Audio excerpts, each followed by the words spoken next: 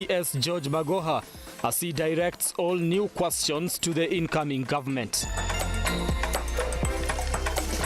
Also tonight, wakati kaka yangu aliaga na akafanyiwa upasuaji, kapatikana ya kwamba kuna sehemu ambazo zilionyesha kana kwamba alikuwa amenyongwa, na wakati hiyo ripoti ilienda kule Nairobi, wale wapelelezi kutoka Nairobi wakaona ya kwamba kuna mambo yalikuwa yanaonekana kama ni fishe. In Nyahururu, the body of a traffic police officer who died 2 years ago has been exhumed to further probe his death.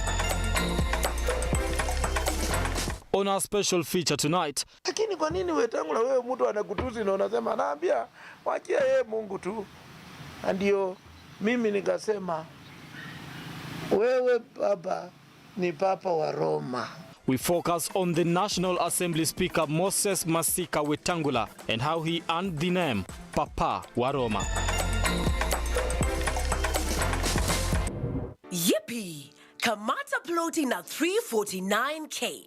Oh yes, for only 349,000 Kenyan shillings, you become a plot owner at the Great Oasis Gardens, Nanyuki. The Great Oasis Gardens, Nanyuki is located along the Nanyuki-Rumuruti Road, only 11 minutes from the City Mall and right opposite Mount Kenya Wildlife Estate. This is the best place to establish the getaway home that you have always dreamt about. For every 349,000 that you deposit or pay as installment towards any of Optiven's plot of land, you get 10k cash back instantly. Jaza basi twende Nanyuki. Bigger is indeed better.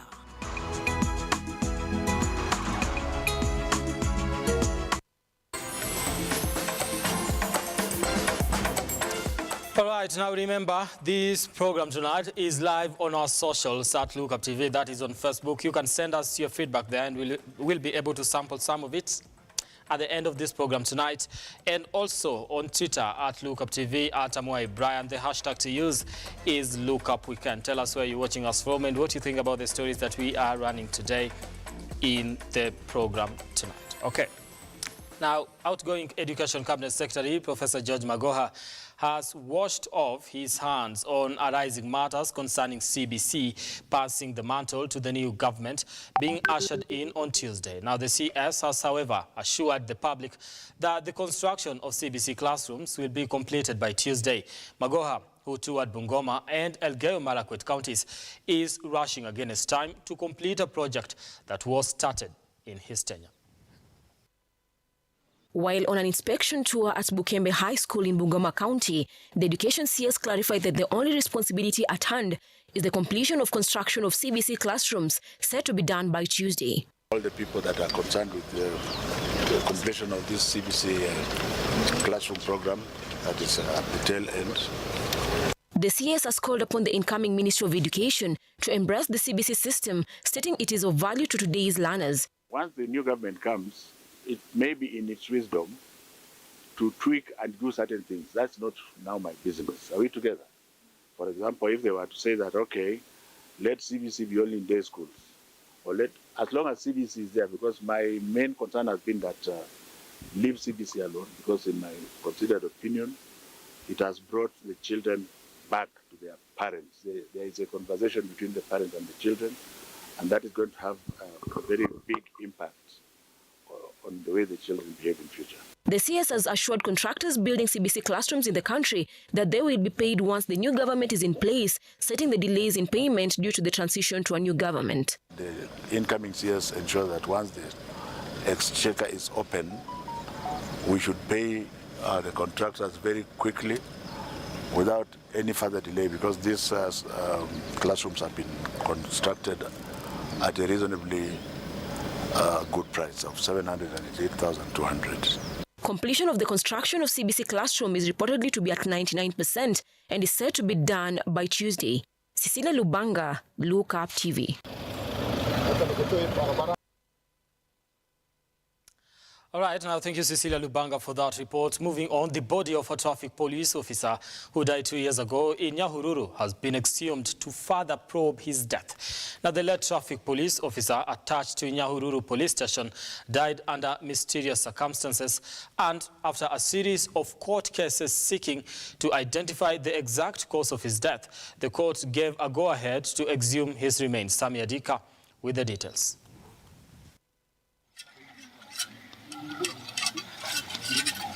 It was an unusual day in Nyandarua as the director at the Forensic Homicide Department led an exhumation exercise of the late David Kigurumi Murai, a traffic police officer who died 2 years ago.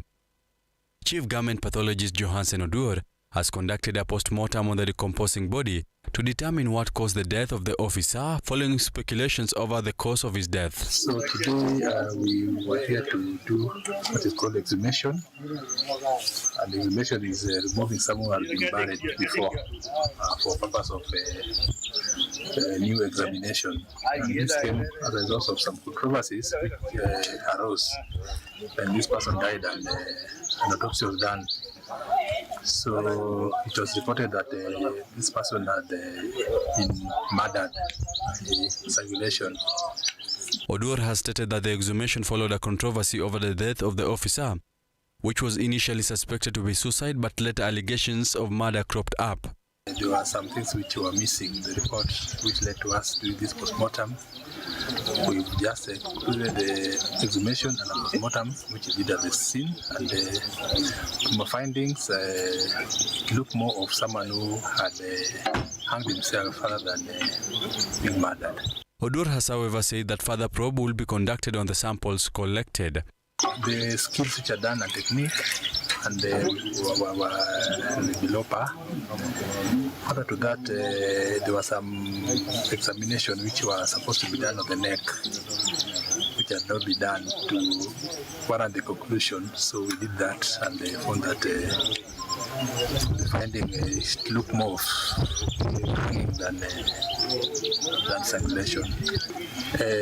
What I'm saying is it was reported as strangulation, but we found that that was not the case, and it's more of hanging. The deceased family, however, insists that Kigurumi was found dead in his house with clear indications that he was murdered. Wakati kaka yangu aliaga na akafanyiwa upasuaji, kapatikana ya kwamba kuna sehemu ambazo zilionyesha kana kwamba alikuwa amenyongwa, na wakati hiyo ripoti ilienda kule Nairobi, wale wapelelezi kutoka Nairobi wakaona ya kwamba kuna mambo yalikuwa yanaonekana kama ni fishe katika jambo hili. Wakaona ni heri wafanye utafiti wa kina, waanze upya ili waweze kuendeleza kesi kortini, kwa sababu kesi hii tangu wakati huo bado haijawahi kung'oa nanga. The family now calls on the government to hasten the probe and court proceedings yet to take place 2 years on in order for justice to be served. Tuna imani ya kwamba kupitia kwa uwezo wake Mwenyezi Mungu kazi itafanyika mwafaka na tuweze kupata haki yetu kama familia, kwa sababu kimekuwa ni kilio cha haki. Sami Adika, Lookup TV. All right, now away from that, Eston Kimani, a 25-year-old renowned snake charmer from Kadundu village in Muranga County, has been laid to rest at his home in Nyakaga. Kimani died last week after collapsing at a party, and the autopsy results later revealed that he died of meningitis, ruling out foul play as it had earlier been speculated. The mention of Eston Kimani's name did elicit both fear and respect at his Kadundu village home in Muranga County. The villagers now say goodbye to the hero of their time, who used to help them tame and handle snakes that seemed to invade their homes. The 25-year-old untrained snake charmer who hit the headlines last year was always hailed as a hero for capturing the python snakes all by himself.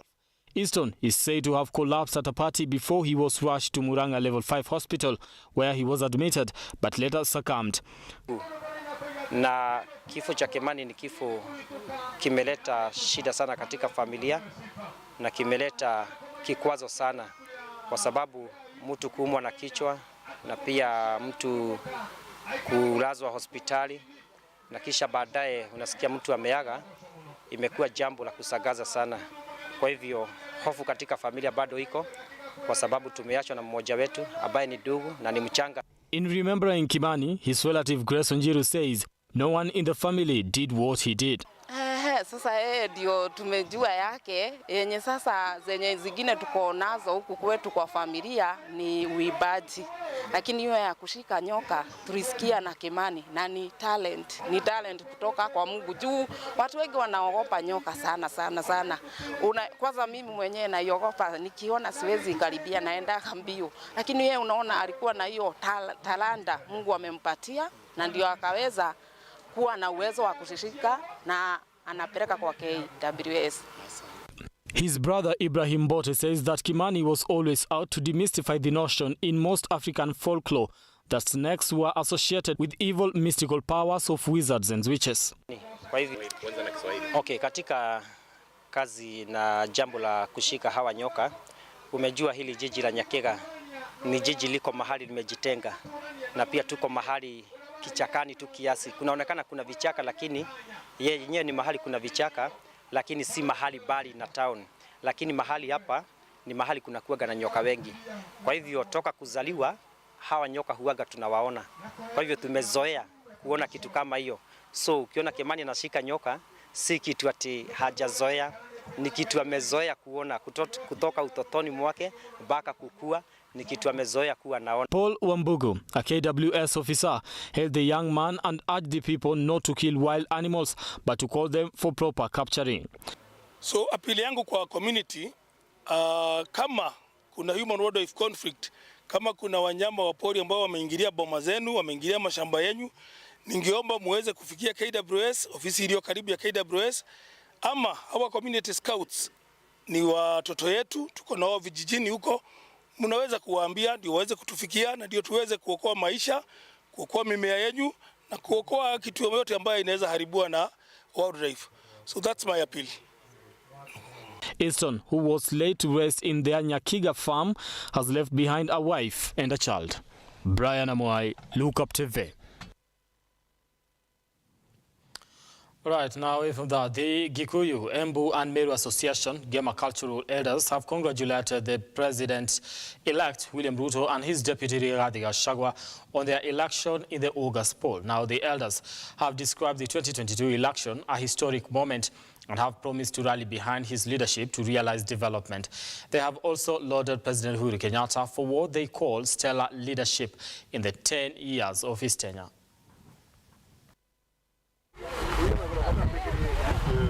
As the countdown to the swearing-in of President-elect William Ruto and his Deputy Rigathi Gachagua continues in earnest, the Gema Association elders have congratulated the duo for their election in the just concluded national elections.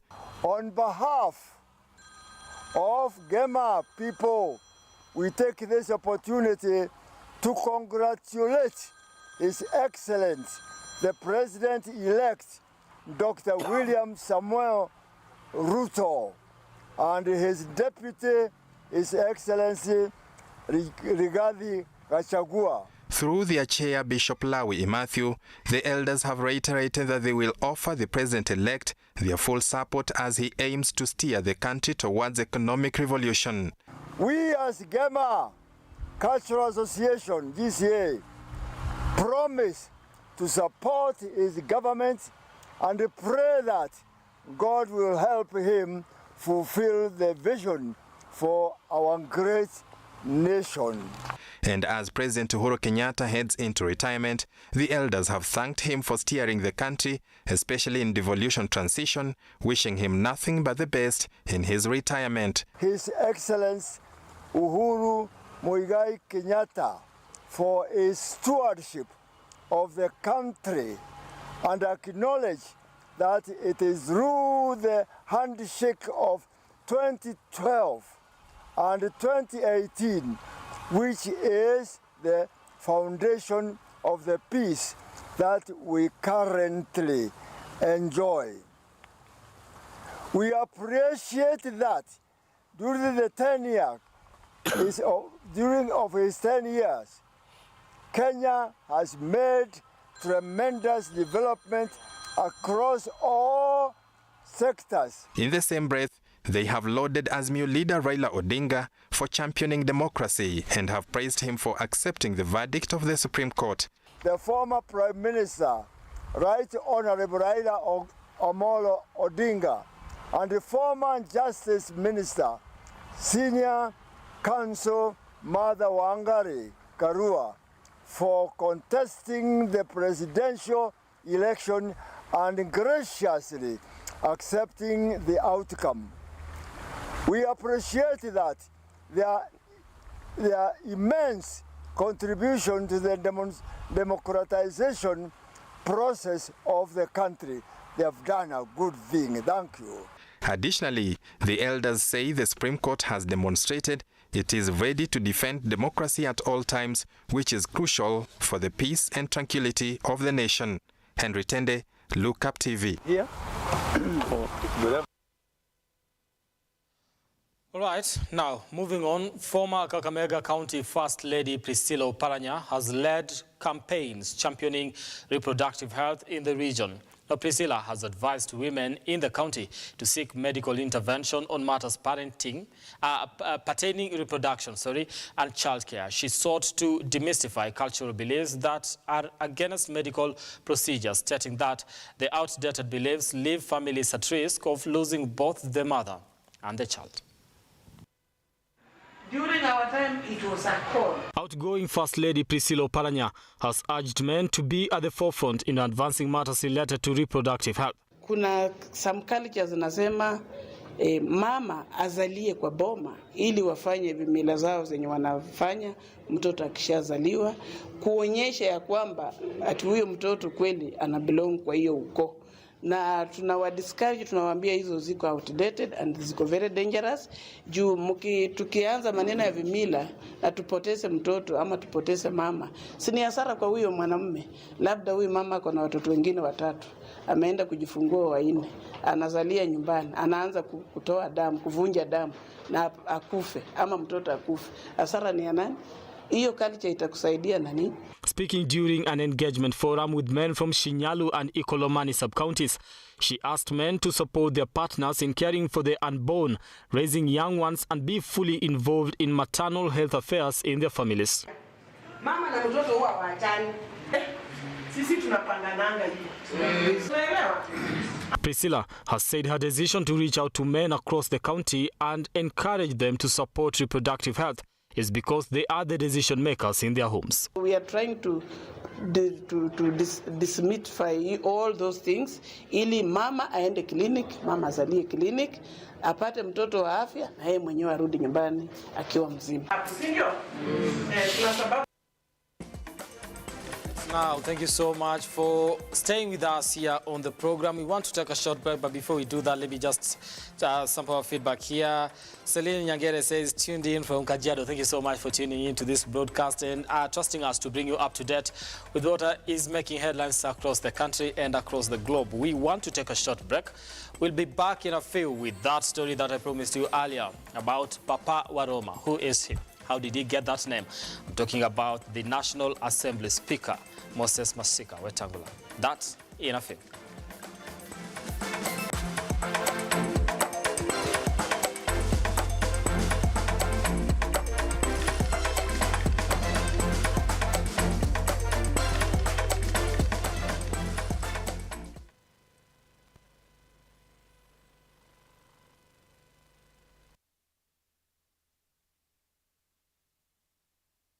Badilisha maisha yako na kuachua chapa. Jishindie shilingi 1,150 pesa taslimu kila siku kupitia vipindi maarufu uvipendavyo katika runinga ya Lookup TV. Maelekezo ili ukaweze kuwa mshindi ni rahisi sana. Kwa simu yako ya mkononi, ingia kwenye M-Pesa. Elekea kwa Paybill, weka nambari 636395. Kwa account name andika neno Look. Kisha kwa amount uweka shilingi 99 au 99 shillings. Kwa M-Pesa Paybill uweka nambari 636395. Account name andika Look. Amount uweka shilingi 99 au 99 bob peke yake. Kumbuka, unavyocheza mara nyingi ndivyo unavyoongeza nafasi zako za kuwa mshindi. Unasubiri nini? Badilisha maisha yako leo na kuachua chapa. Mchezo huu umeidhinishwa na BCLB na ambao hawajafikisha miaka 18 hawajaruhusiwa kucheza. Cheza kwa kuwajibika. Yippee! Kamata ploti na 349K. Oh yes, for only 349,000 Kenyan shillings, you become a plot owner at the Great Oasis Gardens, Nanyuki. The Great Oasis Gardens, Nanyuki is located along the Nanyuki-Rumuruti Road, only 11 minutes from the Cedar Mall and right opposite Mount Kenya Wildlife Estate. This is the best place to establish the getaway home that you have always dreamt about. For every 349,000 that you deposit or pay as installment towards any of Optivent's plot of land, you get 10K cash back instantly. Jaza basi twende Nanyuki. Bigger is indeed better.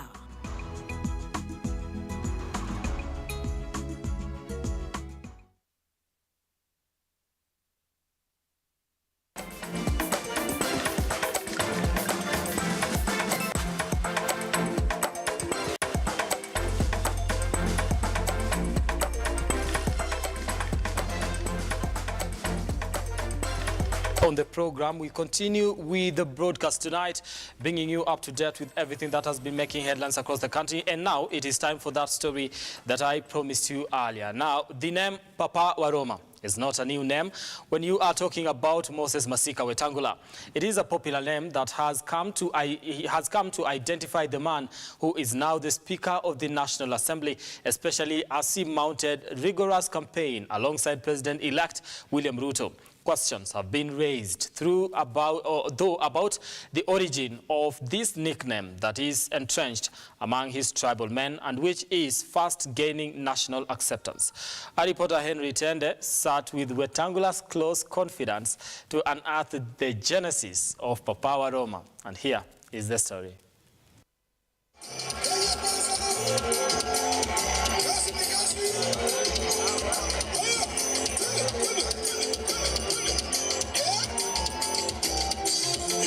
At the home of the Speaker of the National Assembly, Moses Masika Wetangula.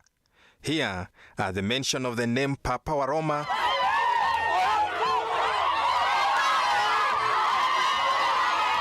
residents automatically know you are talking about Moses Wetangula.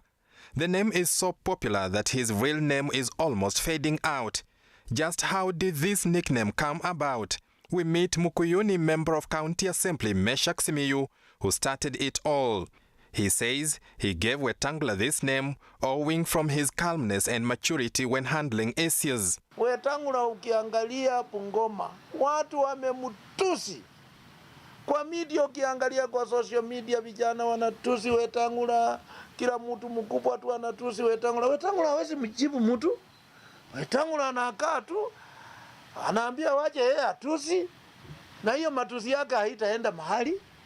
Kaambia ningekuwa mimi, mtu anitusi, ingekuwa vita. Lakini kwa nini Wetangula wewe mtu anakutusi na unasema naambia waje yeye Mungu tu? Ndio mimi nikasema wewe baba ni Papa wa Roma. And just like that, the name Papa Waroma was born and later gained prominence as Wetangula grew in national politics. Mimi nikasimama nikasema Papa Wetangula wewe ni Papa wa Roma, kwa sababu tabia yenye unafanya na Papa wa Roma wa Katoliki inafanana.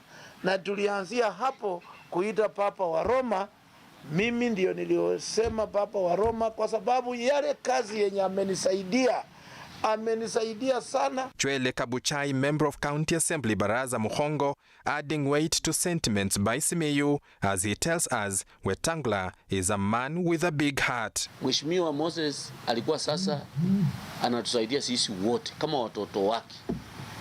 Mheshimiwa marehemu Rusweti akiwa ndani yake, Mheshimiwa Machabe, Mheshimiwa marehemu Wanyera, Mheshimiwa Rosemary, sisi ni watu ambao tulianza na yeye siasa.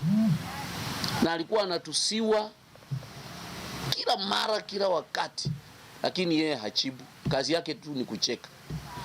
Sasa 2018 mimi nikaanzisha slogan ya kwangu hii mambo ya biashara mbalimbali. Mheshimiwa Museveni naye akakaa akaonelea huyu Mheshimiwa Moses yani mtu anamtusi na anacheka. Ana moyo wa kusaidia watu. Ni jina gani nitatafuta nimwekee Na kweli nikaona tu siku moja mheshimiwa tukikutana kwa mkutano yetu anasema wewe ni kama Papa wa Roma. Sababu mtu anatusi na unacheka. Unasaidia watoto wa masikini. Unajali familia zile ziko chini kabisa. Nimesema mimi nasaliwa katika kijiji moja na yeye, na hiyo kijiji ilikuwa imetarauliwa. Hatukujua siku moja itakuwa watasaa mtoto afikie kiwango mheshimiwa Moses amefika. Sasa hii jina ya Papa wa Roma ikaanza kufuma. Na indeed tumeona kweli mheshimiwa Museveni alikuwa kama mtu ambaye ametabiri na kampa hiyo jina. Na hiyo jina imetusaidia sababu hata saa hii watoto ukipita tu kijiji chochote katika mahali mimi nasaliwa, ukisema mheshimiwa Moses Masika waelewi, unasema tu Papa wa Roma. Na kweli yeye ni Papa wa Roma. Sababu vile ndugu yangu amesema miendendo ya Wakatolika wakienda kanisa wananyenyekea. Wanainama kwa mkubwa kwa mtoko wanafanya wote wanafanya nini, wanainama. Na huyo muungwana ni hivyo tu. Hiyo ndio tabia zake. Na hilo jina linamfaa. Elevated in the national politics after he was elected the Speaker of the National Assembly, the third most powerful seat in the country's leadership, Wetangula is described as an astute leader who is always available for a word of wisdom. This, Joseph Nyongesa knows all too well. Tangu niingie siasa nimemwona ni kama mtu ambaye ana mwelekeo, mtu ambaye usimama na maneno ambayo amesema, na mtu ambaye anapenda kukuza wengine watoke chini ili pia waende juu. Na hiyo ndio pia ilitufanya sisi tulipoangalia manifesto ya Kenya Kwanza tukasema hapa ndipo sisi pia tunafaa kuwa. La pili, nataka pia nimshukuru, ni mtu ambaye ametoka chini, na ni mtu ambaye yako katika kiwango ambacho wengi wetu tunatamania kuwa.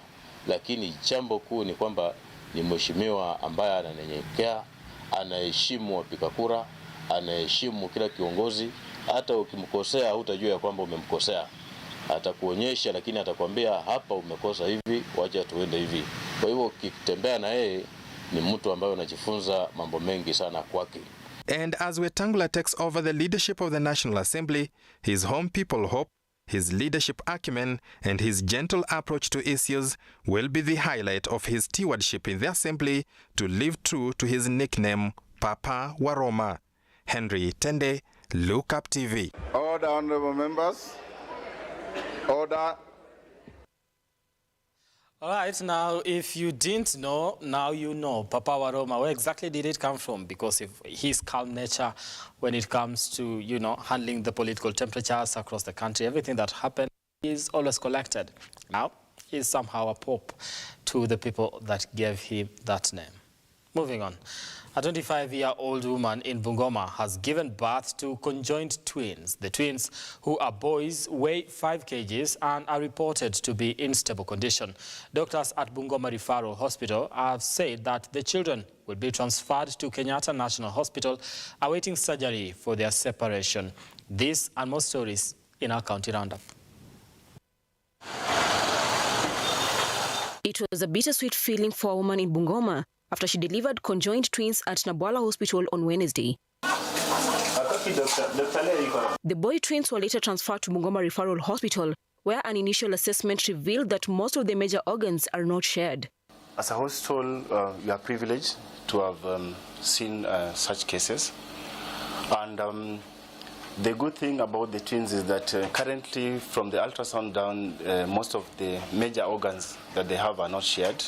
That's including the heart, including the liver, except some part of the bowels, which seem to be shared, but you've not yet confirmed. We require CT scan to give us a better confirmation which part of the intestines that they're being shared. But currently, we know that they have one umbilical cord, but they're stable, they're breathing well off oxygen.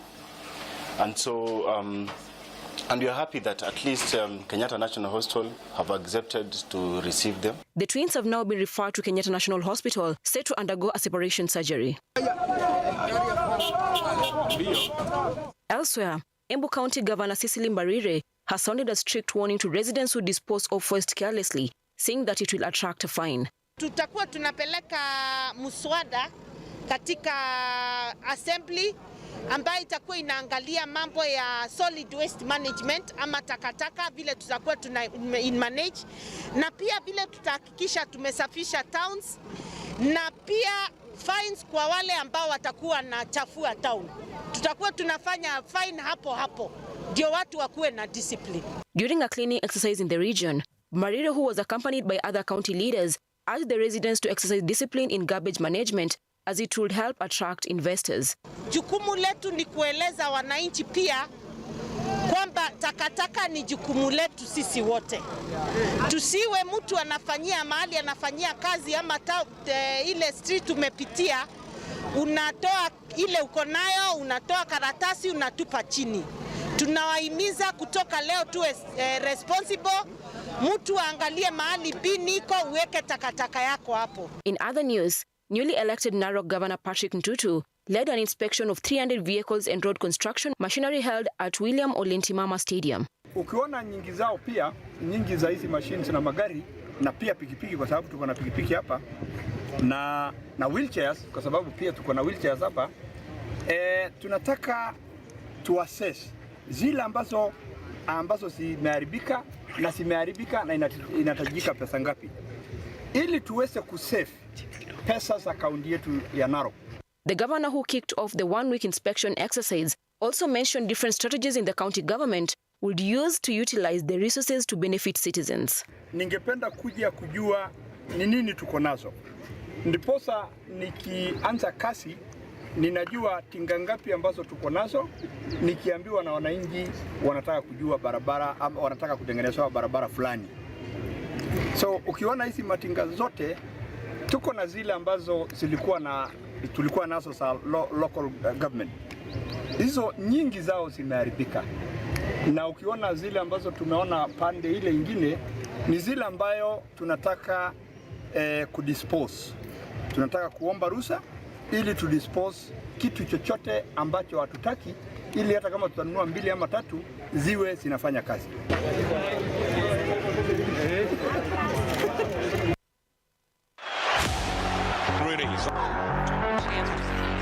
Flying through the streets of Central Park in the middle of the ball.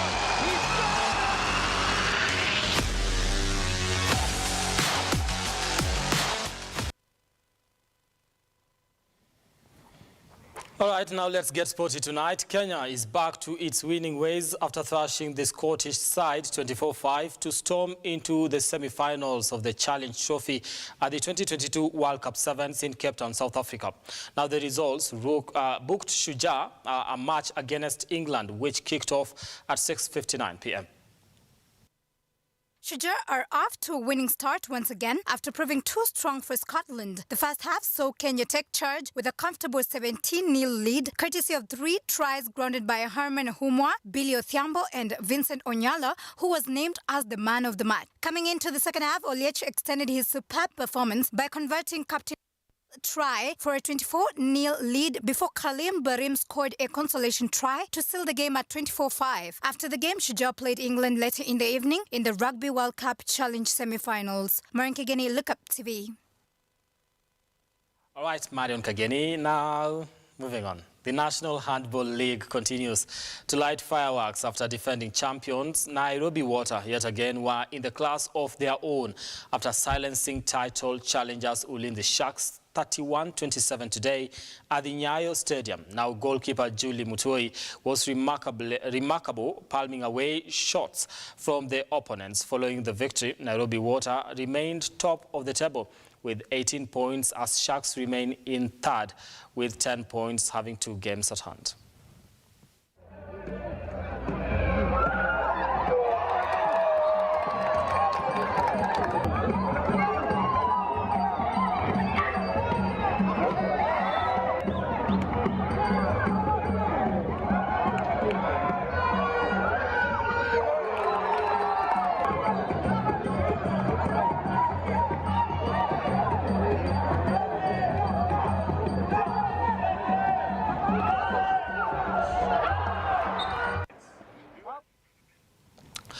All right, now moving on. The reign of Max Verstappen continues after the Red Bull driver set the pace in today's today's third and final practice session for the Italian Grand Prix to beat Ferrari's Charles Leclerc and teammate Sergio Perez for the top spot in the Monza circuit.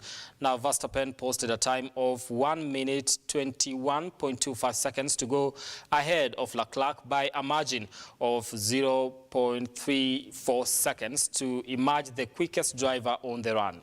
This sets up a tantalizing race tomorrow to determine the overall king of the Monza circuit, with British powerhouse Lewis Hamilton slapped with a penalty in today's race, forcing him to settle 10th.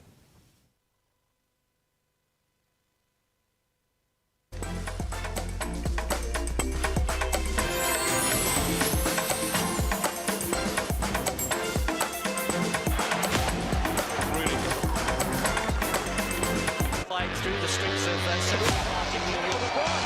He's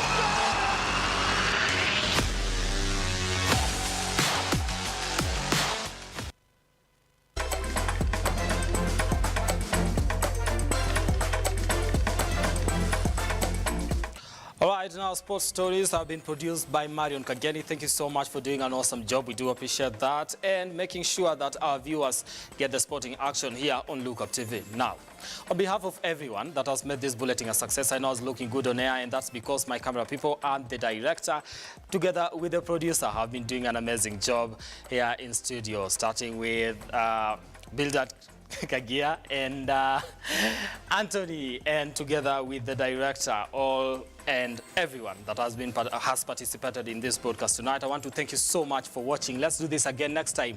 My name is Brian Amwai. Our sign language interpreter tonight has been Felista Adundo. All right, have yourselves a wonderful weekend, and see you tomorrow on Lookup TV Weekend.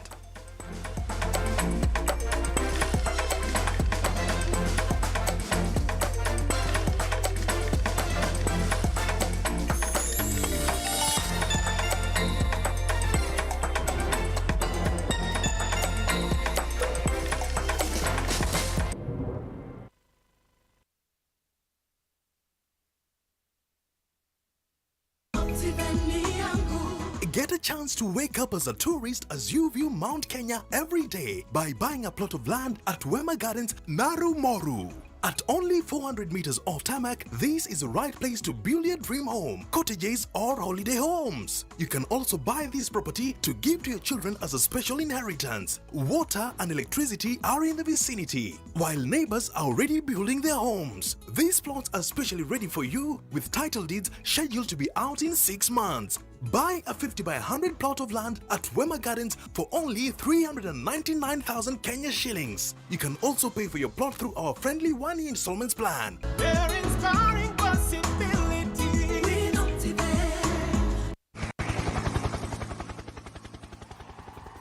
Raundi hii Loto iko ground kuimarisha maisha na zawadi chungu nzima. Kuwa miongoni mwa washindi na uimarike leo. Shinda nusu milioni guaranteed daily, cash vouchers, unga wa kila siku na zawadi chungu nzima. Kila Jumamosi chomoka na a brand new Pro Box na mega cash kuanzia shilingi milioni 5 hadi shilingi